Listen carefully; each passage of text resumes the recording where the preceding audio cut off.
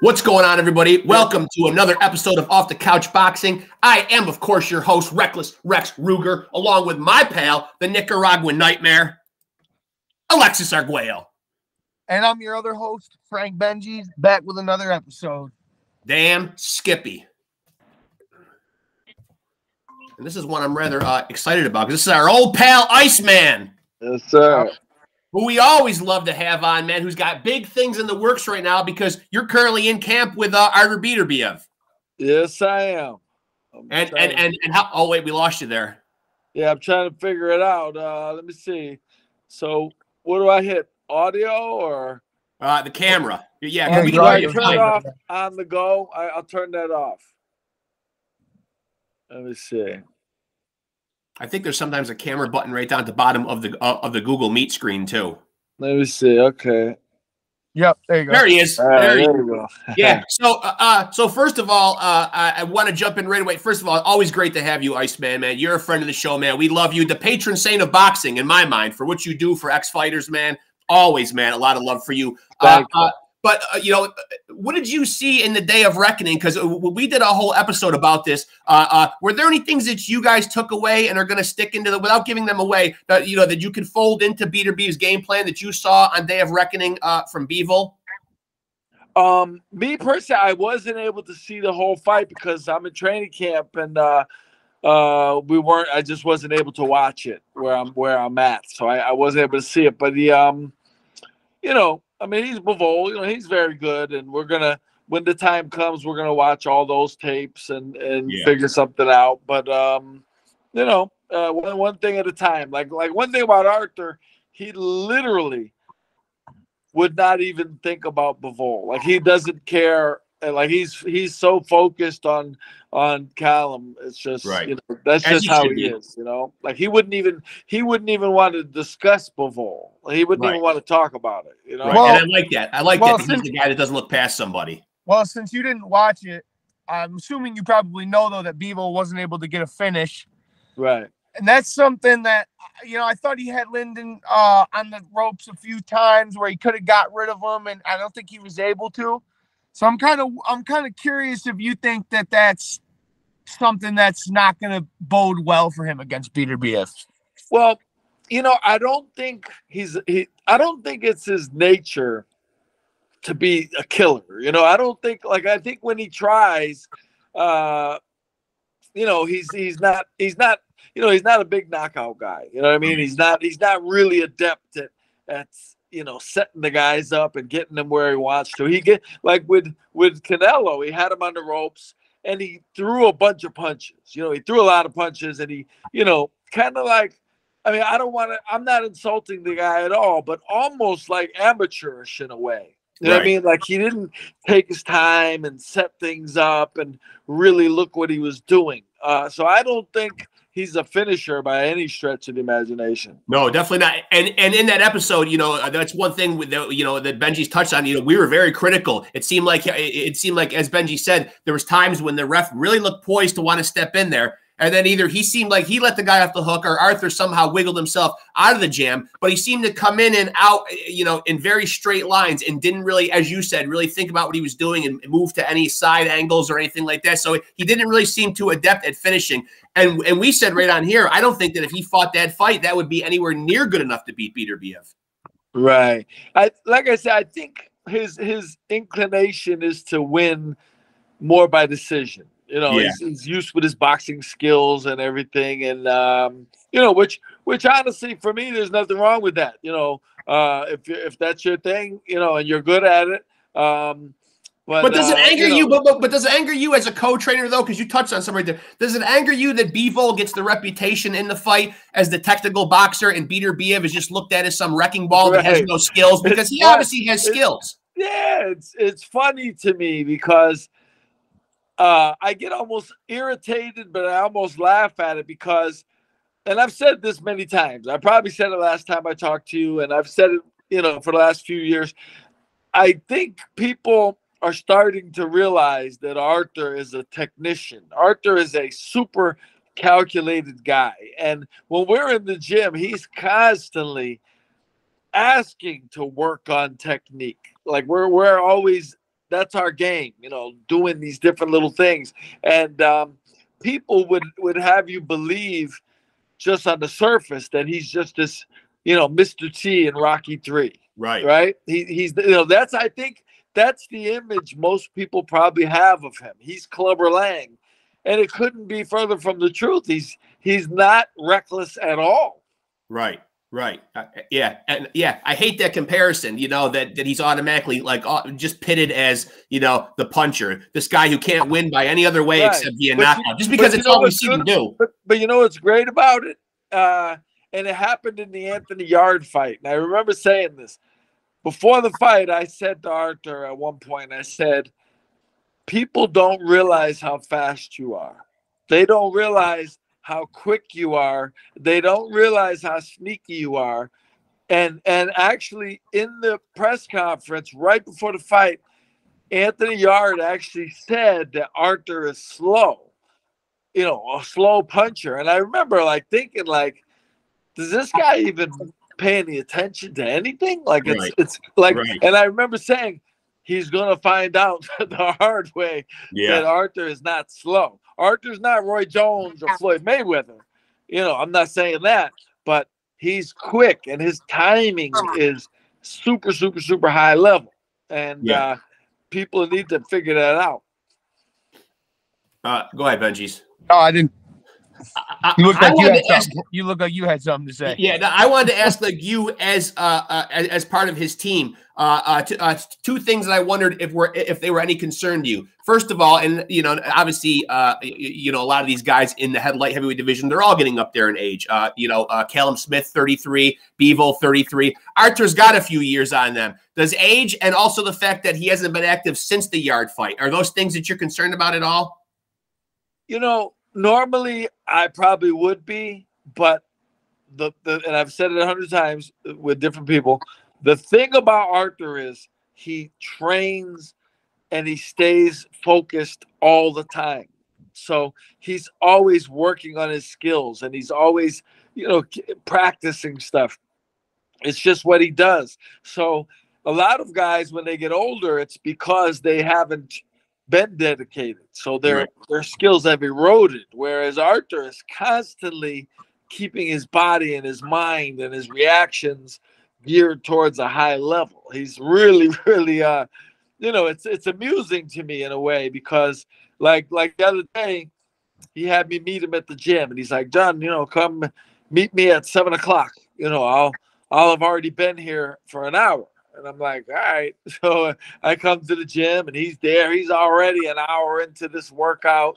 You know, and in the movies, people do that, right? But I know a lot of high-level fighters, they don't do it like Rocky in the movies. They don't get up that early. You know what I mean? So they ain't that dedicated do that at this age. And I might have told you last time, but I'll give you my ultimate answer. When Artur fought Joe Smith, unifying the titles, that was in June of last year. Yep. That fight was on a Saturday.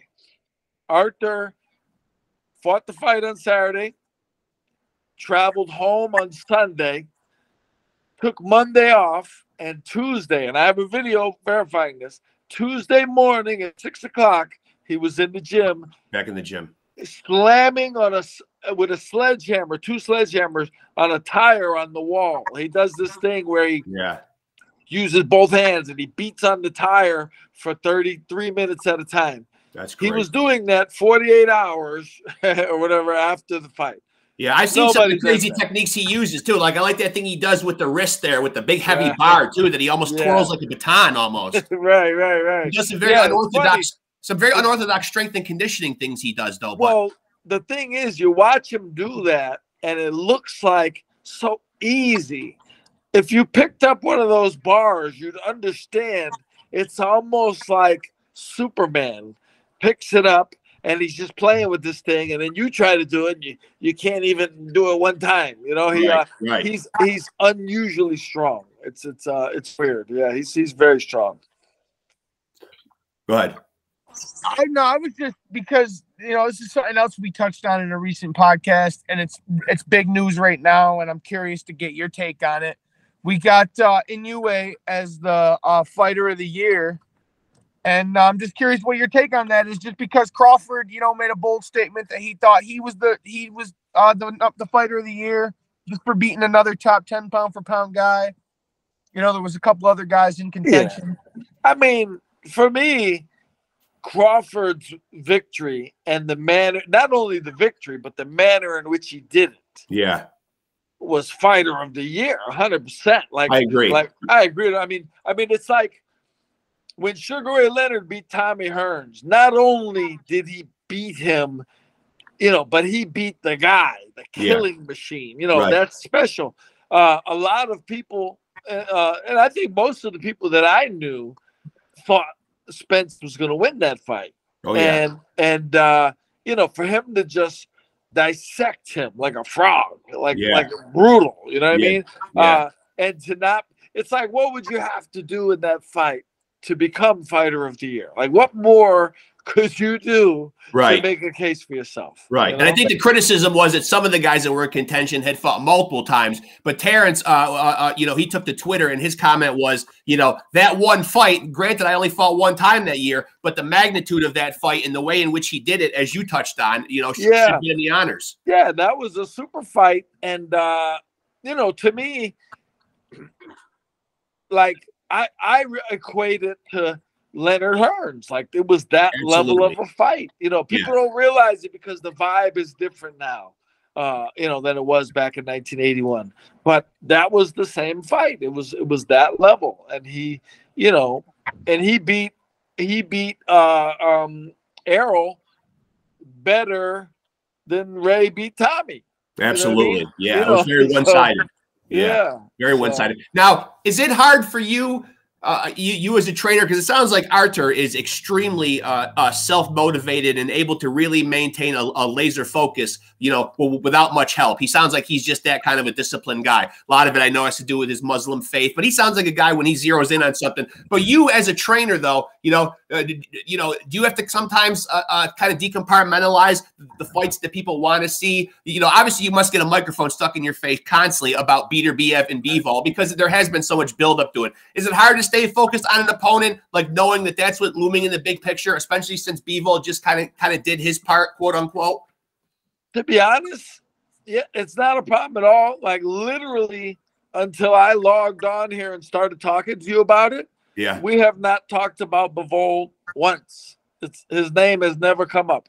It's not an issue. And like I say, I feed off of Artur. I feed off the fighter. And Artur, if you talk to him about Bivol, he would literally look at you like perplexed. Like, why would we talk about that guy? Like, we're not fighting that guy. Right. You know what I mean? Like, he's just, his approach and his mentality is almost like so pure, like a kid, where it's cool. It's like, man, he's just like a young amateur, and he's like, well, I can't fight the finals until I win the semifinals. So why would I talk about the finals when I haven't got there yet? You know? And so yeah, you don't have to worry about that type of thing with Artur. Like, his focus is television, 100%. I did like, you know what? Something that I'm curious about, just because you brought up his Muslim faith and stuff, and you said that he's always in the gym, like even right after a fight. What's it like what's training like during Ramadan? Like how involved is he then? Like, with the fasting, like what's that all like? Honestly, I don't know if I've ever. During the Ramadan, he's doing his thing. You know, like he follows. Believe me, he follows Ramadan to the T. Whatever that entails, he's not breaking that. You know, like I can tell you this. When I first met him, I might have told you this before, but when I first met him, like literally first started working with him, and one day we were hitting the mitts, and he just got out of the ring and walked in the back in the middle of the round, and I'm like, I've never seen him. What's this dude doing? And they went, oh, it's 3:00. He's got to go pray, because back then we trained earlier or whatever it was. And they said, oh, he's going to pray. He'll be back in a minute. They said, don't worry, just wait there. He'll be back in a minute. Sure enough, like 60 seconds later, here it comes. And he gets back in the ring, and there we go. That speaks levels to his faith, though. About how devout he is to it. Listen, man. Listen, like I hear about people turning Muslim. They become a Muslim. I say, Tank Davis, right? And I don't know Tank Davis at all. I'd be impressed if he became a Muslim like Artur's a Muslim. Like Artur, it's his life. Like it's his being. Like you could not joke with him about it. You can't play with him about it. I would never dare even in the only thing I've ever said to him, and as I said it, I don't know if I ever told you this, but as I said it, I was saying to myself, I kept talking, but I was like, please don't let this be a bad thing. I hope don't let this be a bad thing. But one day when I first met him, I really didn't know him that well at the time. It was like 7 years ago. We were alone in the gym, and out of nowhere, he says to me, John, in my, I guess, faith or religion, I can have, I think he said it was 5 wives. Like we could have 5 wives. And he tells me, and I don't know why he told me, like I don't even know. And I said, my first reaction, and as I was saying it, I was like, I hope this isn't bad. And I went, Artur, there's no way you're going to deal with 5 of them. Right. No way. No, you're talking to a couple married guys here. No way. I was actually going to say that too. How do you hold up 5? Yeah. Right. So I say that, and there's literally like a moment of quiet, like hesitation. So I'm waiting, like, let's hope for the best response. And he started laughing. Yeah. He goes, no, I don't have 5. But I could if I wanted to. I find him an interesting guy because I've even seen in interviews where, to be honest, he's got such a great mindset and it seems so healthy that he really looks at the boxing as a job, but he's not really a very confrontational type of individual, though. It doesn't seem. Not at all. No, it would be stupid. Like, if you wanted to fight with him, like if an American guy got in his face at the end. Now, if you got in his face, if you violated that space and got close to him, he might actually throw a left hook and catch you, like clip you really hard. But the idea of it would be stupid. It would be primitive to him. Like he wouldn't understand, why would you need to do this? Why would we need to, hit each other and talk bad about each other? He's never talked bad about an opponent in his life. Like he's never had a negative word to say. And think about it. That's probably why this is the world we live in. He's probably not a major star because he doesn't do that. People would love him being the destroyer and being that Mr. T mentality, telling people he's gonna kill them, and then people would watch. Yeah. But him being awesome, mentally, physically, spiritually, it's not good enough for this era. Yeah, but this is no knock against any of those guys. But me personally, I kind of like that Eastern European kind of way of like. Oh yeah, me too. When he was in Bivol's face there, and they had that confrontation, and he was like, he say he want to fight, we never fight. Right, right. He let him know in a non-confrontational way, like, and I know that I'm the only one who really wants to fight here. And I'll tell you what, and I like Bivol. I'm not insulting Bivol. He's very like talented. He's a guy, all that, but you can clearly see, and I am a huge, as a trainer, I've always been, even with little amateur kids, 10 years old, I am huge on body language and mentality. That's my thing. Anybody who's trained with me will tell you that. You could clearly see Bivol was not comfortable at all. He wished he could have said something stronger. He wished he had something stronger to say. Yeah, because Beterbiev got the reporters laughing at him as well. You know what I mean? So I think the big joke of the big joke was Bivol. You could see that Bivol felt punked. He felt like he got over. But and I promise you this, and I'm not one of these tough guys, we're gonna fight stuff, but you could clearly see he didn't want to go there with Artur. No. He knew, I don't want to confront this man. I don't want this to turn personal. You could rumor has it he had to go immediately to his room and change his drawers. I don't know if that's true or not. I haven't fact checked that, but yeah, like, I know he might be rolled up on. He respects Artur. He respects Artur on a very high level. Yeah. And in a way, it might not even be a good thing. It's a good thing, but in a way, in the way he does, it could become a factor in the fight. Yeah. A lot of the boxing community, even after that clip surfaced, still doesn't see that his body language, like you say, showed that he did not want that confrontation. Yeah. I love that. They still believe that. They still believe in these communities that Bivol's the one trying to make this fight. Yeah. And Artur don't want it. Well, people don't know. They don't know. And look, I'm not bragging. I'm just saying, I've been around fighters my whole life. I know. You know what I mean? I know what you're thinking. I'll tell a guy to his face, this is what you're thinking to the T. I know exactly what you're thinking just by your face. Now, let me say, in the fight, it's possible none of this even means anything. Like, it might not mean anything. But for me, there's a window there where I think we could climb through, because I think it could very well mean something. Yeah. Yeah.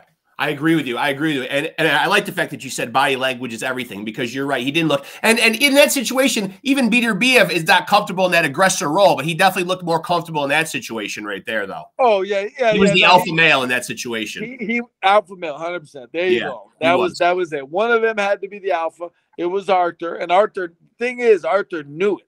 Artur knew it. Yeah. He took it. He snatched it. He took his place on the podium. You know. Yeah. And you know, it could be important. It could not. It might not. But we're gonna take it. But so next month, though, well, almost this month already. Crazy. It's going to be January here tomorrow. We got Callum Smith, who we definitely don't want to look past. Another guy who knocks a lot of people out. So what's the where is Artur in camp right now? How prepared does he be? How close to on weight does he feel? I'll be honest, he looks magnificent physically. Like I always go by, you know, I don't know what he weighs. We don't know. He does his own thing. But he looks to be on weight. You know, you can see the progression with every training camp. You can see where he just molds himself into this being, you know. So I'll be honest, like when the last fight, when we had to cancel because of the infected tooth, which we didn't know was infected, I remember thinking, like, man, he doesn't look right. Like, you know, I don't want to say it too frequently, but he doesn't look right. And you know, even with the tooth, that was obviously a great explanation. But even with that, I was like, man, like, did he lose something? What's going on here? But now, being in this camp, it's like he's just back to being himself. You know, like I said, he's proof. Like Bernard Hopkins was proof that age is really just a number. And when you live right, like Bernard did, 100%. Yeah. When you live right, it pays off. And a lot of guys, they don't want to go through that because it takes so long to actually reach the point where you can say, man, I've been disciplined like a monk for 15 years. You know, they want their cake and eat it too. And guess what? I was the same exact way when I was a fighter. I wanted to be disciplined, but I would like the ice cream as well. Right. You know what I mean? It's hard. It is. No, it's a lot of sacrifice. I actually like that you say that, though, about him not looking right, just because I feel like that's important as a trainer to know when your guy's not right. You know what I mean? And to be able to make that call. And yeah, you know, you get so many trainers, and I see it even with trainers of amateurs, and it makes me so sick, like so irritated when they talk about their fighter, like their fighter is, you know, a mix between Roy Jones in his prime and Floyd Mayweather. And they just, everything they're almost like a fan of the fighter. And everything the fighter does is awesome. And he always looks great. And he's this and he's that. And I said, man, you gotta have eyes. You know what I mean? I look at it. If I train Floyd Mayweather, Roy Jones, anybody, I'm gonna find something wrong. Right. You know what I mean? I'm gonna be rooted in reality. Right. I'm gonna find something wrong. And sometimes I'm gonna be like, hey man, you didn't look too hot today.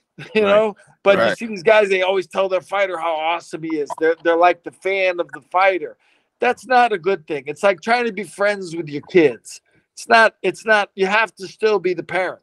Right. You know what I mean? Right. So there's a fine line there sometimes, but you have to see reality. And sometimes I've talked to trainers, and when they talk to me about their fighters, I literally say to myself, this guy is not rooted in reality at all.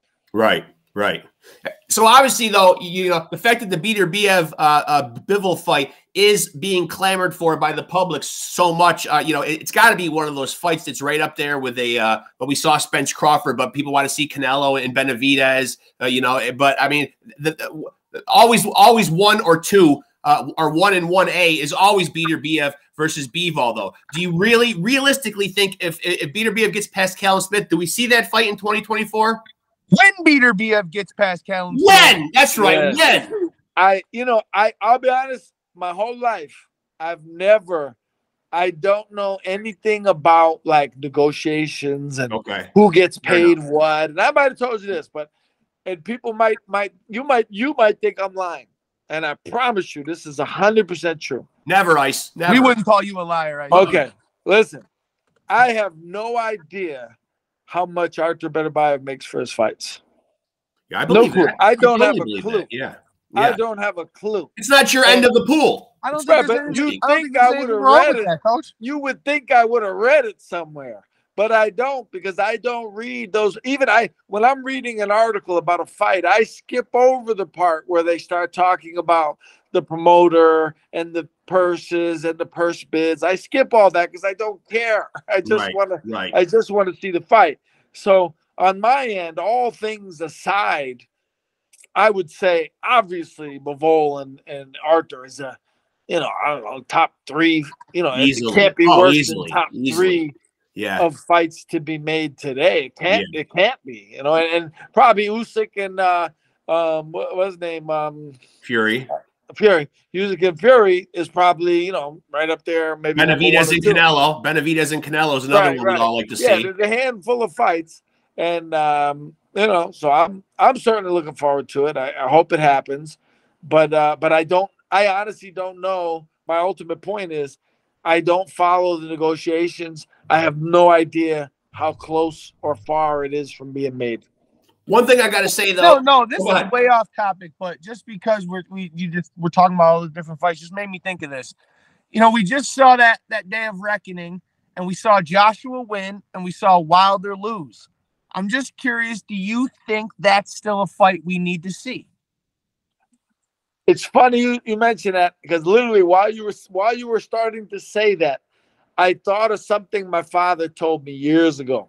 My father was he was an older guy. He was born in the 20s. So he watched all the fights in the 40s and the 50s, right? Real men. Yeah. Right, real fights. He told me, he said, the difference between boxing today and back then is today they only want to see you if you're undefeated or if you have 1 loss. Once you lose 2 or more, you're considered not good anymore. Right. But he said back then, you wanted to see Kid Gavilan. You didn't care if he lost his last fight, but you wanted to see Kid Gavilan. So if he was fighting at Madison Square Garden, you went. Right. Kid Gavilan. You were a fan of the fighter, no matter what happened in his career. That was your guy. Right. But we got to get back to that. Boxing fans are like, if you're a fan of the Steelers and they lose 2 of their first 5 games, and you stop watching football. Yeah. You stop watching them. You just give up on them, and you don't care about them anymore. You put them in the rearview mirror. It makes no sense. Yeah. So my point is, Wilder and Joshua is still a super entertaining event, and I don't necessarily think that Wilder loses the fight. You know what I mean? Like anything could have happened. He looked bad, and that's another thing. You watch a guy, and everybody on earth is saying he's washed up, he's done, he's over with. And maybe he is. But my point is, maybe he had a bad night. If the best fight of my career and the highest level, and probably the best time of my personal career as a pro, was 1994, 1995, right? Year I was born. Yeah. Okay, there you go. Well, in way to make him feel old, Benji. That's real nice. Thank you. In 1993, I was going through a really inhumane, tough time making 168. Yeah. I was making it, and it was horrible. Yeah. And I lost to Tony Thornton on USA Tuesday Night Fights, and I got cut really bad. And at the end of the year, Ring Magazine, they always give out these like awards. They give out Fighter of the Year, Puncher of the Year, you know, Boxer of the Year, Knockout of the Year, right? Yeah. Right. And they always have a guy who they say he's on his way out, like his career is coming to a close. Yeah. In 1993, they had me. Whoa! At super middleweight, I was the guy. My career was basically heading towards its conclusion. 2 years later, I'm the best I've ever been as a pro, and I'm, you know, and I fought for another 7 years. So my point is putting in that body work on Michael Nunn. Yeah, right. You know, I did better. You know, so moving up in weight helped me and all that. So my point is, Wilder, to the naked eye, and he may be, but he looked finished, right? Yeah. Who knows? Maybe his dog died a week before the fight. You know, maybe he had bronchitis and he didn't want to tell us because it sounds like an excuse. Who knows? He may come back in 7 months and knock Joshua out in the second round. Right. You know? Not that it will happen, but it could. Maybe he was knocking too many boots with the old lady. Yeah, women weaken legs. Women weaken legs. That's what Mickey said. Yeah, that's what Mickey said. And yeah, but I gotta say though, my big takeaway outside of Bivol not looking so invincible and looking very ordinary that night was I was so happy for Joseph Parker, man. So happy for him. And as a trainer, what a great game plan that Andy Lee came up with for him. My God, they took the fight right to Wilder, man, and really put it on him, man. I love that guy. Class act. Well, you know what's funny? Sometimes the most obvious game plan is not the most effective, right? And I've always said, like, it doesn't take a genius. Your grandmother could watch a couple fights and tell you Joe Frazier needs to be aggressive against Muhammad Ali. Yeah. She knows that, you know. But by the same token, when Boom Boom Mancini was in his prime and he fought Livingstone Bramble, they said Livingstone Bramble completely confused him because instead of boxing, he went, and I remember they referred to it as the eye of the storm. He went right in the eye of the storm, and Mancini never expected that from him. And he got beat, counterpunched at his own game. You wouldn't say, hey, I think we should go right to the biggest puncher in the world and see what happens. Right. But that's what they did with Wilder. And look where they are now. So sometimes professional boxing is you have to take a gamble. You know, and a lot of guys don't want to take a gamble. Right. Yeah, you know who else did that was an iconic fight to me, and I had it on one of my top 3 lists on the 3-punch combo was Raheem beating Eric Morales. Oh, that was a clinic. Kind of did the same thing. He loves that here. Fight right to him. Yeah. Did the complete opposite of what you would think he would do. Right. Yeah. You never in a million years would have thought that he would have took that approach. Now, of course, you're out there and rubbing elbows and seeing guys, who have done it, in the ring. I see you're at different events. You see this one, that one. So in your travels, a guy that I would love to have on here, but can't seem to find him. I don't know if he's dropped off the face of the earth, man. But if you ever see one Greg Hagen, please tell him to hit me up. I would love to interview him. I find him to be not a fan. I'm not a fan. You're not a fan of Greg Hagen? Nah. This really? Guy, I met him once. Oh, see, there you go. There you go. No, that might ruin it for me, too. You know what I mean? That might ruin it for me. Maybe meeting him is... Here's what happened. I met him in 1992. Oh, boy. And it wasn't a bad meeting, but to be honest, I met him in Reno strictly by chance at a Hooters. At a Hooters in Reno. Roy Jones was getting ready. Matter of fact, he was getting ready to fight Mancini. He was fighting Mancini like a week later. Retired him. Yeah. To Hooters. And I didn't get the best vibe off of him. But here's the thing. A few years ago, I did a fight for ESPN Classic. I did him and Pazienza, the first fight, right? I had not seen the fight. It was back in, I think, 87. Yeah.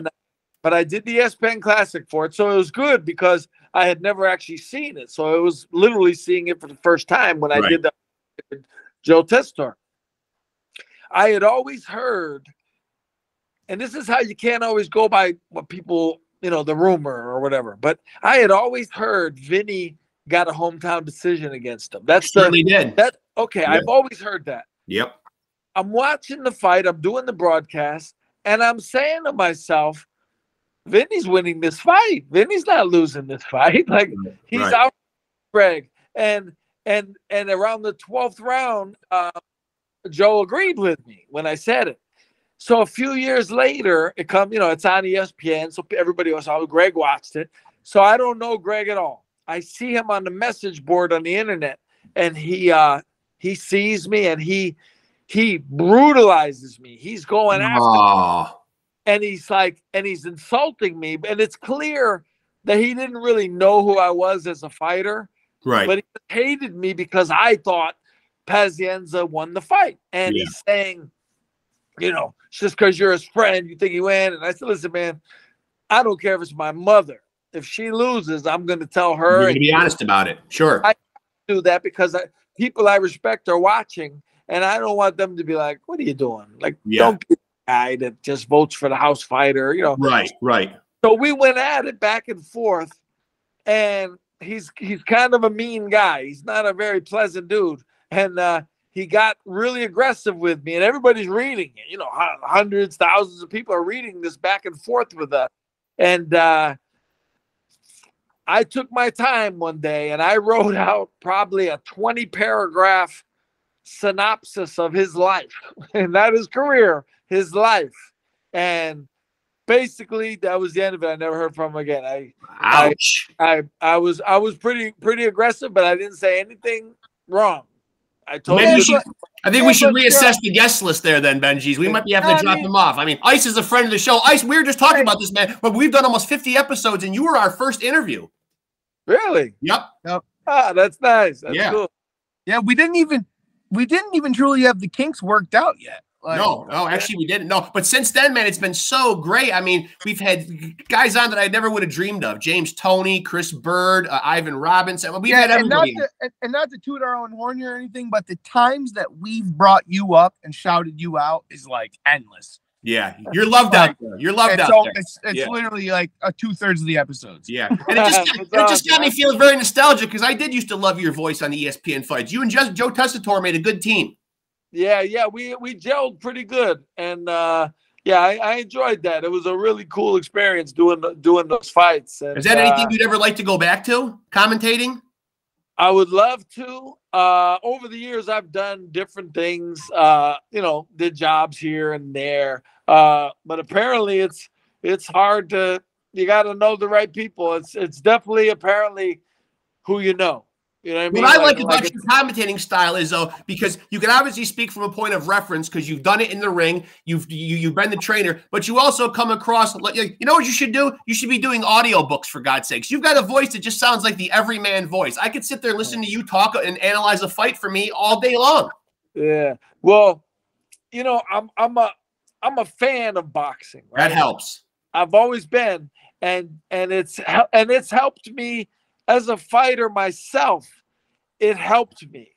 You know what I mean? And even down to like, I could tell you, it's kind of crazy, but I love boxing, right? I love boxing, and I love it at the grassroots. I love it like a 10-year-old. And I always say, if you lose your love for football, basketball, baseball, if you lose it, the love you had like when you were a kid playing in the park, then you should get out.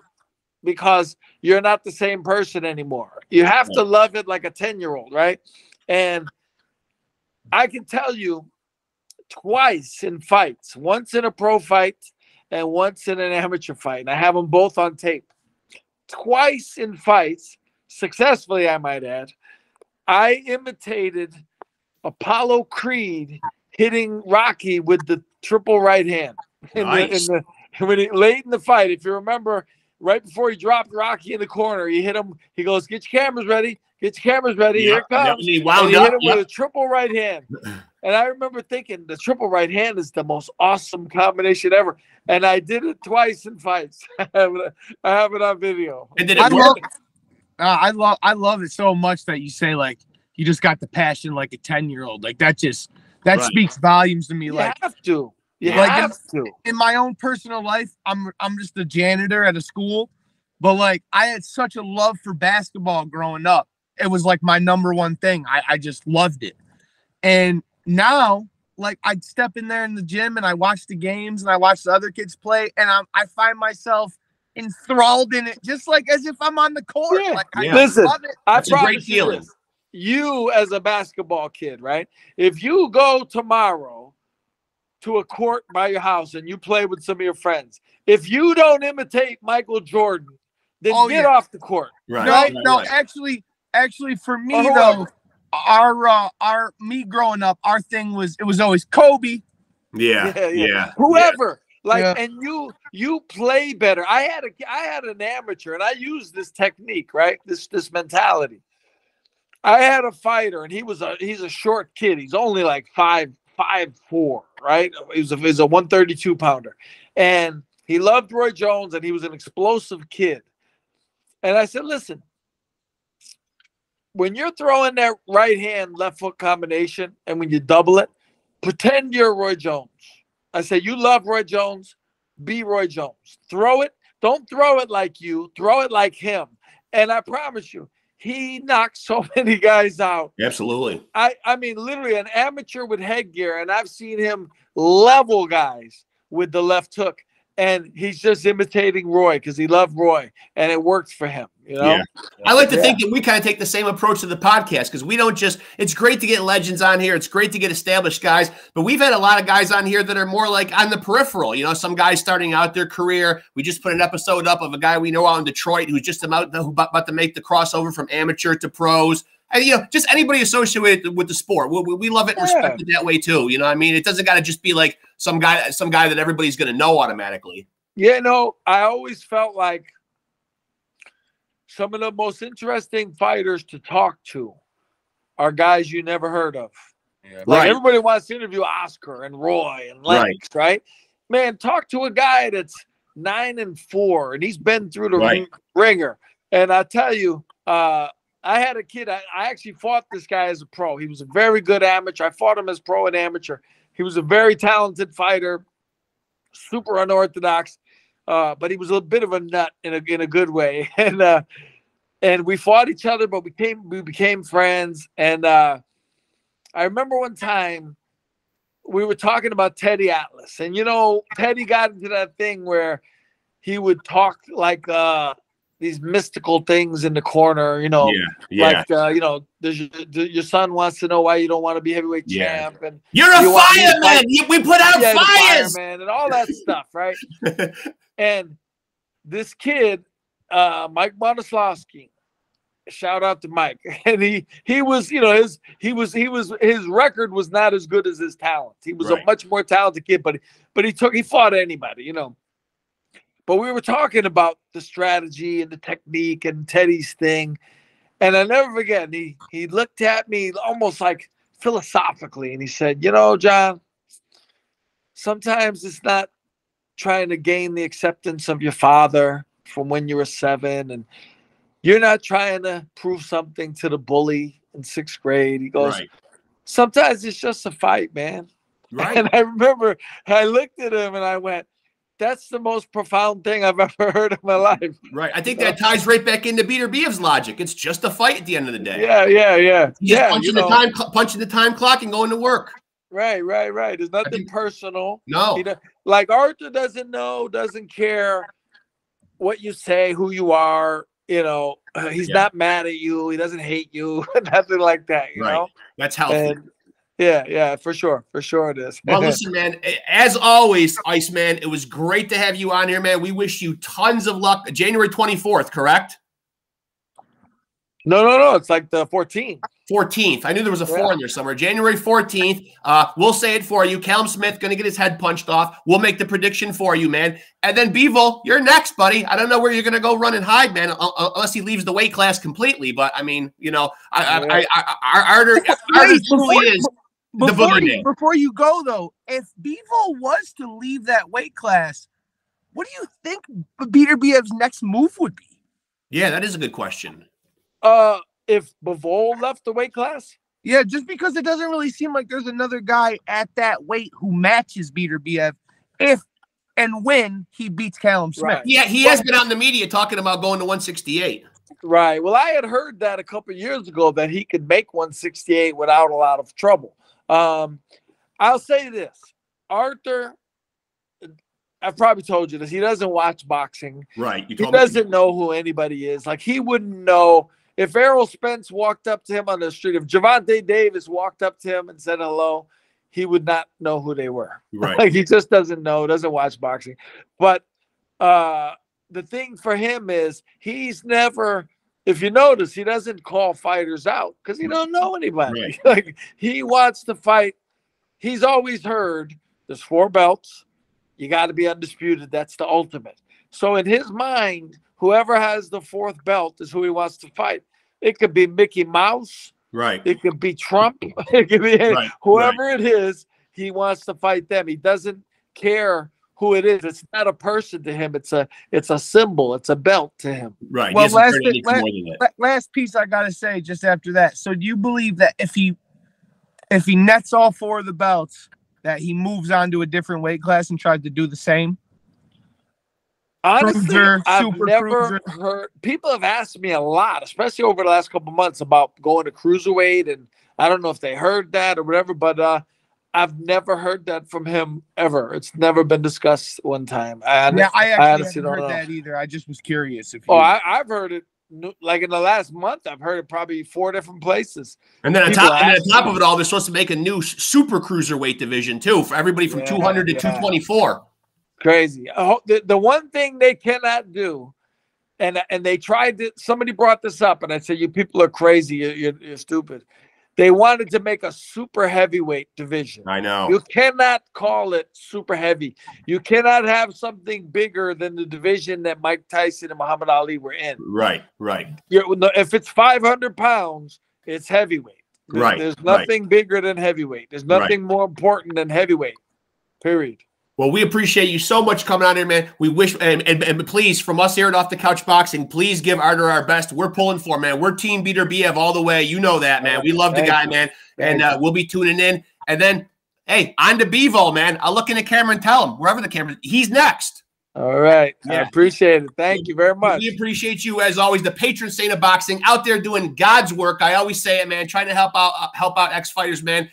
We appreciate you, and I'm sure the boxing community appreciates you, man. You're one of the good ones, man. We appreciate you. Honored. Thank you very much. Yeah, much love. Talk to you soon, John. All right, guys. Be good. Yep. Yeah. Yeah, that is all-time friend of the show right there, man. All-time friend of the show. The first inaugural interview, not episode, but first inaugural interview that we had on was the Iceman, John. Yeah, and probably post him again, number 50. Probably, yeah, probably, yeah. I know he probably will be right. Well, he'll certainly be right in that. He'll certainly be right in that wheelhouse, man. But yeah, I think sometimes I tend to look at you when you're talking, so I wanted to make sure I got right in the camera and told Bivol he's in fucking trouble, man. Fucking 22 wins. I try to do that too. Like, pay attention to if you. I'm trying to look at Iceman and you. It's like usually you could tell like if a guy wants to say something. Yeah, yeah. It's a weird dynamic. Get that vibe off you, folks out there in internet land, man. You don't know what a problem it is, but of course, there's no crying in podcasting. So I mean, we're not going to go there at all. And also, they don't know. The fans don't know this, but you and me is like. You can't get a word in edgewise if the two of us you can't. Talk. That's why the Alexis Arguello puppet stopped trying, man. He didn't even get it. I mean, he's a big Beterbiev fan, too. He's a fan. And for the fans out there, you should know that we try our best to not intervene when they're talking. Absolutely. Yes. But sometimes thoughts provoke. It's a conversation. Yeah. It's conversational. That's what we aim for here. It's not just a standard, I'll ask a question, you give a cut and dry cliche answer. And we'll go back and forth like that, you know. We like the banter and the back and forth of a regular conversation. But I will reiterate here, that was the Iceman, John Scully, a tough, rugged pro in his own right back in the day. Did a lot of color commentary for ESPN, Tuesday night, Friday night fights, whatever the hell he used to be. Gone back and done a lot of the voiceover for the fights on ESPN Classic. And, oh, by the way, he just happens to be the co-trainer for a wrecking machine called Artur Beterbiev, who is getting ready for a fight I don't know. I got to look up the date. I think Iceman had it wrong. You said January 14th. Okay. Keep talking to him for a minute, Benji's, and I'll verify. Yeah, you better go on quick and verify that for the for the viewers, just to make sure we got the right date. For God's sakes, we don't want to do that to people. Yeah, we don't want to give out misinformation. It is the 13th, January 13th. Artur Beterbiev will be fighting Callum Smith, who is 29-1 with 21 knockouts, man. So this will be a guy that's actually coming. What is that on? Did it say what it was on? I can find out. I can find out afterwards. We can talk about it offline. But this is a guy who's going to come and fight fire with fire, though. 29 of his 21 of his 29 wins, 21 of them coming by knockout. So this is a guy who isn't going to shy away from fucking mixing it up with Beterbiev, who, of course, as we know, 19-0. They've all fucking dropped. So I mean, you know, Artur Beterbiev does what he does. But I will stand by my earlier statement that I don't like, and I can see where Ice would take umbrage with a statement like that. The Beterbiev is just the puncher in this because he has skills. He has legit skills. So and the question becomes, Bivol at 22-0 with 11 knockouts. I don't know. Does he have the power to keep a guy like Beterbiev off of him from just walking him down and beating him up? Right. Styles make fights, though, man. And this is one that we need to see. It's got to be running neck and neck with Canelo and Benavidez, especially since we got Crawford and Spence already, man. Got to be 1 and 1A. You know, pick your poison, whichever one you happen to like more, man. But those are the two hottest fights out there right now. And probably you could throw in Devin Haney and the newly crowned Abdul Wahid Davis. Yeah, I'm trying, Tank. I'm trying, buddy. Anything to get you on here, buddy. Hey, listen. Oh, yeah. I'll roll with the punches and just whatever you want, sir. Whatever you want, my good sir. You want to be Abdul Wahid Davis? Done. I haven't known you my whole life. You're him. Yeah, you're him to me. So I'd say that's another good fight. If he's Abdul Wahid Davis, to me, he's still Tank Davis. Right. He could still be Abdul Wahid Tank Davis. Yeah. I mean, why wouldn't you still be want to know? Excuse me, that's unprofessional.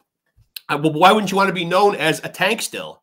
But all our best to Artur Beterbiev. As we said, off the couch boxing is always team Beterbiev because we're team Iceman, Scully, man. So, I mean, you know, that's where our heart lies. Ice is always good to us and our show, man. And, you know, we're back in Beterbiev. I like the guy. I like everything he stands for. I like the fact that he's got a healthy mindset and a healthy psyche. He compartmentalizes the shit and says, this is just a job. And then, you know, I'm going to be devout to my family, devout to my Muslim faith. You know what I mean? I'm going to go around and build animosities with all these idiots who want to.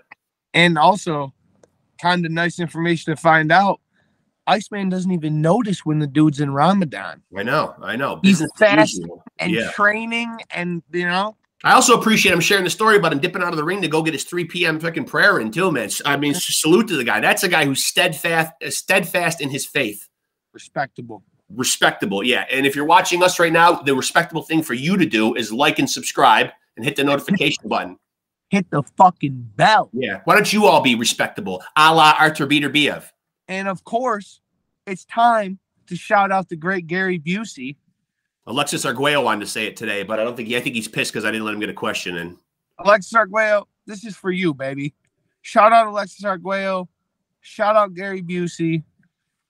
Alexis Arguello and me and Gary Busey can definitely go 15 seconds with anything. That's a fact. And I'd also like to add Artur Beterbiev and Iceman Scully, who's one tough motor scooter himself, man. Add them to that list too, man. And I will end this episode by thanking Iceman John Scully, man, a friend, a brother to the show, man. We always appreciate his insights and catching up with him, man. And remember, kids, if you want to be a champion, you must roll with